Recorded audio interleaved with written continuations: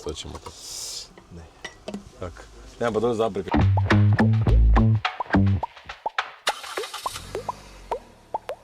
Pozdravljeni v podcastu Po desnem pasu.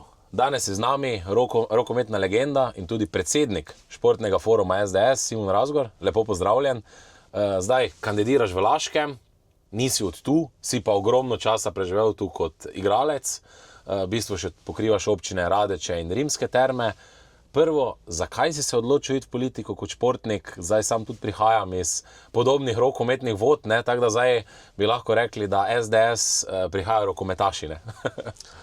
Ja, najprej hvala, da ste se oglasili danes, sem zelo vesel, posebej, ker si tu ti z mano, iz naših vod rokometnih, tako da sem počaščen. Je pa tako, no, kot športnik si v bistvu v toku svoje kariere skoncentriran samo na eno stvar. To je tisto, kar se dogaja na terenu in mislim, da je tudi pravno, da so športniki osredotočeni na to in ni časa, da bi se človek ukvarjal z raznimi temami. Tudi ena izmed teh tem je seveda politika. Ko pa to kariero končaš, pa vidiš, da bi mogoče že prej bilo boljše, če bi razmišljal o enih drugih stvareh, no, ampak je pa tako, jaz tudi sam prihajam iz družine, kjer imamo manjše družinsko podjetje, tako da lahko rečem, da tu spoznaš potem, da kako je to vse prepleteno. Od gospodarstva, športa. Do davkov verjetno, ne? Do davkov, mislim, da je to ena pereča tema ta čas in potem se človek zamisli, tako da jaz mislim, da so to eni povodi oziroma razlogi, da sem se sam aktiviral.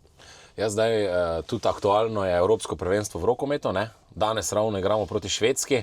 Zdaj tvoje napovedi, ne? Švedi veljajo za ene izmed favoritov, zdaj fejso premagali Hrvate, staviš tudi na naše, da lahko spet premagamo? Mislim, jaz vedno stavim na naše. Kot športnik sem vedno verjel, da je treba vsako tekmo iti na zmago. Čeprav ti okolica vedno sporoča mogoče, da je nekdo boljši, da mogoče nima šans, ampak jaz verjamem, da fantje verjamem v njih, nimajo kaj izgubiti, lahko so povsem sproščeni, tako da upam v našo zmago, je pa to mali detajl, ne? Tu ne manjka nam več veliko, v bistvu rabimo 2 zmagi, tako da jaz verjamem v njih. Sploh pa mi je všeč, ker pred prvenstvom nihče ni verjel v njih. In to je tista moč, da ekipa verjame. In Slovenci smo včasih kar, bom rekel, malo preveč zahtevni do svojih športnikov. Malo nas je, dosegamo vrhunske rezultate in res sem vesel, da jim dobro gre. Ja, ne bi lahko rekli, da v Sloveniji je težko biti športnik, ne? Ogromno imamo tako imenovanih coach selektorov, ne? In kak rezultat ni taki, ko ga nekako gledalci pričakujejo, ne? Takoj neka graja, joj, glej, ne? Čeprav mi imamo izredno mlado reprezentanco, ne? Pa ima do zdaj že 3 zmage, ne? Res je, mlada je in ti mladi fantje potrebujejo spodbudo. Je pa, kot si sam omenil, no, Slovenci smo svetovni prvaki v teh komentarjih, grajah, ampak jaz mislim, da naši športniki dokazujejo, no, da je vredno vlagati v šport in da je to ena lepa smer. Ja, zdaj, ogromno problemov je tudi v Sloveniji postal profesionalni šport, predvsem zaradi davčne zakonodaje, ne? Mislim, da nogometaši bodo celo 19. krog, ne? Nogometne lige protestirali, ne bodo igrali, ne? Zdaj Slovenska demokratska stranka tu napoveduje nekatere olajšave in da športnike zadržimo doma, ne? Ker ogromno uspešnih športnikov nima prijavljenih stalnih prebivališč v Sloveniji, ne? In ta denar, v bistvu njihov dohodek odhaja v Monako ali pa v kjer druge davčne oaze, ne? Doma pa jih ni, ne? Res je, kot sem že prej omenil, imam to srečo ali pa mogoče v teh časih nesrečo, da imamo doma družinsko podjetje in ti kot športnik dejansko ne veš, kaj pomeni neto, bruto, te niti ne zanima. Športnik prejme plačilo za svojo storitev, veš, katera vsota pride na tvoj račun in to je to. Je pa tako, no, ko si pa v podjetju, pa vidiš dejansko, koliko pride plača na zaposlenega, kaj pomeni bruto takšen, kaj pomeni drugačen. In zgodbe, ki se trenutno vrtijo v slovenski politiki okoli teh davčnih bremen, okoli, naprimer tudi normiranci. Normiranci so en tak primer. Vlada na začetku normirance povsem zategne 3 mesece pred volitvami, pa sprosti te pogoje in jaz mislim, da so davki osnova. To vse potegne za sabo. Če potem nadaljujemo še s tem, da premier Golob podjetja pošilja v tujino, mislim, da je to povsem nora zadeva. No. Kdo pri zdravi pameti bo potem vlagal še v šport? Mislim, da teh podjetij zmanjka in potrebno je ustvariti davčno okolje, ki bo podjetja spodbujalo, da vlagajo v šport, da bolje poslujejo in mislim, da brez tega ni športa. Zdaj, današnji minister, minister za gospodarstvo, Matjaž Han, je tudi minister za šport, ker je to šlo pod drugo področje, tudi sam na nekaterih predstavitvah priznava, da odpira igrišča nogometna, ki jih je že zastavila prejšnja vlada. Se pravi, SDS je vedno tisti, ki vlaga v šport, je pa res, da se kar drugi kitijo s tem. Zakon o vlaganju v športno infrastrukturo je bil sprejet leta 2022 v času vlade Janeza Janše. Vidim pa na vsakem koraku od olimpijskih komitejev do Ministrstva za gospodarstvo in šport, da je prva točka vsake samohvale, da so sprejeli zakon o vlaganju v športno infrastrukturo. In mislim, da je to treba povedati. Niso oni sprejeli. So pa tu že tudi osnutki drugih zakonov pripravljeni. Naprimer, v naši stranki že imamo predlog, ki bo vlagal v športno opremo za mlade športnike. Mislim, da je to tudi ena taka pereča tema, da se ogromno narediti in jaz verjamem, da verjamem, da bo vlado prevzel gospod Janez Janša, da bo to en lep zakon, ki je že pripravljen in bo to šlo v veljavo.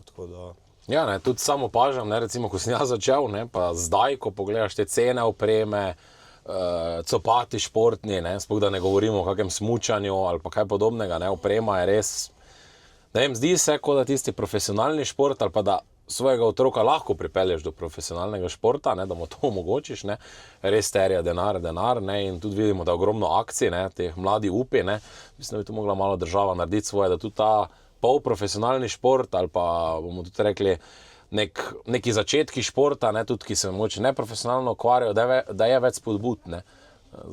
To je točno tako, kot si rekel. To je ogromno enih društv, ogromno enih amaterskih klubov, ki bi to potrebovali. Po drugi strani pa gledamo, članarine postajajo vedno višje, starši si vedno težje privoščijo. Jaz zelo rad grem v bistvu na ulico igrati. Vidiš otroke, mogoče srečaš kakšne talente, pač mi ta poklicna deformacija iz prejšnje kariere te ne da mira. Konkretno za rokomet vidim visokega igralca, bi ga takoj vprašal, s katero roko mečeš, ali z levo ali z desno. Sin moj trenutno trenira nogomet. Nisi uspel prepričati za rokomet? Ne, nisem. Pa tudi meni zelo ljub šport nogomet. Verjetno lahko sam potrdiš, 80% rokometašov ima najraje za ogrevanje nogomet. To pač moramo priznati, kaj čemo. In veliko krat odidem z njim na igrišče. Še prej, ko smo živeli v Celju, zdaj živimo v Vojniku. Konkretno med bloke na šolsko igrišče in najprej se malo pohecamo, na to pa ne vem, če so kakšni že mogoče malo starejši fantje, zares odigramo. Tudi sin me zelo pritiska, igraj zares in pol, ko se meni ta tekmovalna žilica sprosti, ampak hočem nekaj druga povedati. Opaziš fante, ki so zelo dobri, talentirani, naprimer. Vprašaš, kje treniraš, si nogometaš, rokometaš, košarkaš, ne igram. Zakaj? Nimajo denarja, ne morejo si privoščiti in mislim, da je tu priložnost, da podpremo te otroke, starše in da se na tem področju nekaj naredi za šport.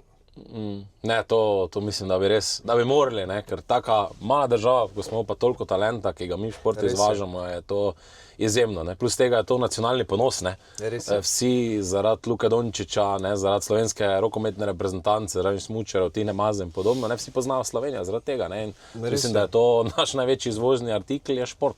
Res je, in tu se splača vlagati. Zdaj, če to primerjamo, nedavno padli predlog zakona o kulturnikih.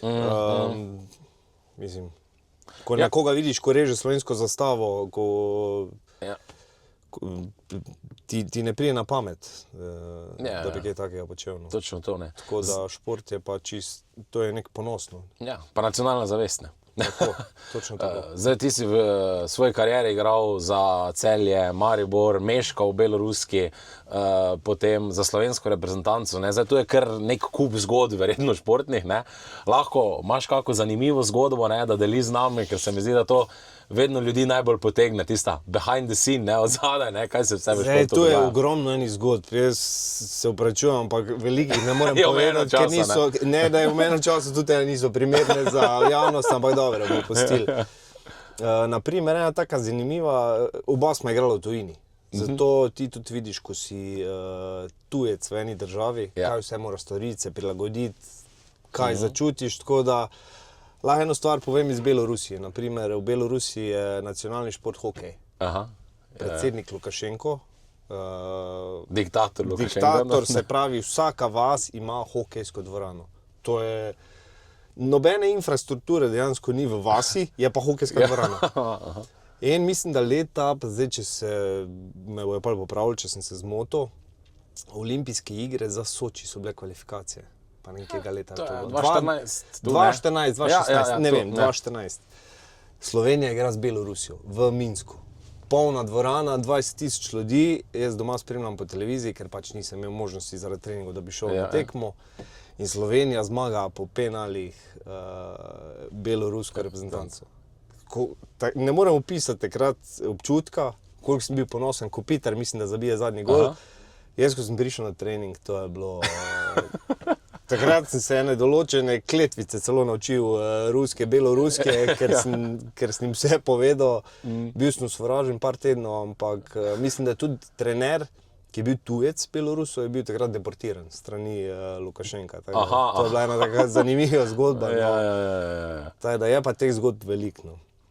Ja, to verjamem, ne, to verjamem. To že iz mojih časov vem, da je... Najbolj sočne so zgodbe iz garderob, ampak tu je seveda omejitev, kaj lahko poveš, kaj ne smeš. Imam eno zgodbo, naprimer, pa ne bom imenoval kolega, upam, da tudi ne bo zvedel, ni Slovenije, naprimer, igramo tekmo v Minsku in pred ogrevanjem vedno priješ nazaj v garderobo, da oblečeš dres, da se pripraviš na izhod in en od soigralcev se tušira. In zakaj se tuširaš? Pust me na mir, v tujem jeziku. Ja. Sem v slovenščini povedal, pust me na mir, pojdi. Okay. Prije drugi igralec, zakaj se ti tuširaš, tekma je ven moramo. Pa ne, prije me tretji, pusti normalen, zakaj se tuširaš? Je rekel, me lahko pustite, hotel sem punknat, pa mi je ušlo. In mu je dejansko pred tekmo šlo, se šel stuširati in nam ni dal mira, zakaj si ti tuširaš, če moramo nekaj. In je v bistvu zamudil na tekmo. Tako, na tekmo, tako na predstavitev. Ja, ne, iskrena hvala, ne, da si bil danes. Jaz mislim, da smo dobro predebatirali neke stvari. Predvsem za konec, ne, kako je sporočilo tudi mogoče vsem ostalim športnikom, ne, da se odločijo, pa tudi, da grejo na volitve. Jaz mislim, da športniki večinoma ne grejo, ne, čisto z mojih izkušenj, ker se, tako si sam rekel, je samo teren, nisi nekako sploh povezan z zunanjo okolico, pa niti ne spremljaš toliko politike, ne. Ne, mogoče je kako sporočilo za njih, ne, da naj se angažirajo, da naj grejo na volitve, ne, pa naj predvsem pomagajo sebi, ne, ker enkrat je karijere konec. Ne. Jaz mislim, da je to obdobje najhujše, tako si rekel. Takrat prihaja denar, ne, potem pa, ko si, ne vem, star 38, 39, ne, da se je karijera malo podaljšala, ne, lahko še tudi prej, ne, potem pa naenkrat zaživiš v realnem svetu in takrat pa vidiš, kaj pomenijo davki, ne, pa ko te davčno stisnejo, ne. Trenutno je stanje v športu takšno, da mislim, da si bo športniki mogli, če bo šlo tako naprej, če bomo še en tak mandat preživeli, da si bojo mogli službe iskati, oziroma veliko jih je že, ki že imajo službe v karieri, ampak to ne gre tako naprej. Tako da veliko stvari bi spremenil pri sebi za nazaj, tako kot si rekel, važna je izobrazba, pa mislim, da je zelo važno, da trenutno v tem predvolilnem času se ne naseda na neke bombončke iz strani vlade. Čujem, da v razno klube hodijo na obiske, mamijo te igralce in jaz mislim, da mora vsak pri sebi razmisliti, vedeti, kaj so dobri predlogi, kaj je kdo dobrega naredil za šport in se potem na osnovi tega odločiti. Pa kaj je to dolgoročno, ne? Kaj je dolgoročno, in malo globje pogledati zadeve, no. Tako kot smo prej omenili, v zvezi z davki, gospodarstvom in športom. Ja, Simon, hvala, da si bil naš gost, ne, pa kaj bomo rekli? Na zmago, ne? Na zmago.